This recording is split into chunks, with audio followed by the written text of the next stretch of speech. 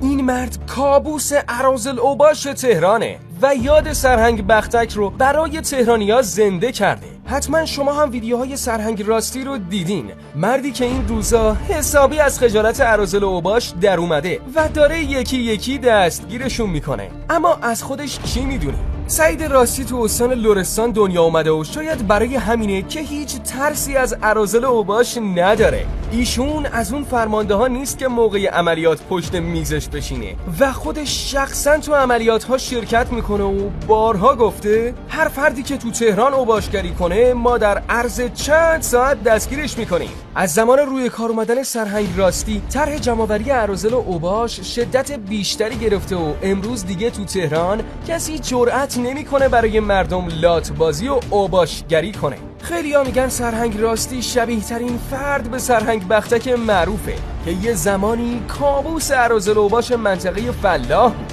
سرهنگ راستی این روزا بین مردم حسابی محبوبه و اونو ثابت کرده که اگه یه نفر کار خودش رو به خوبی انجام بده و وظیفه شناس باشه مردم هم دوستش دارن.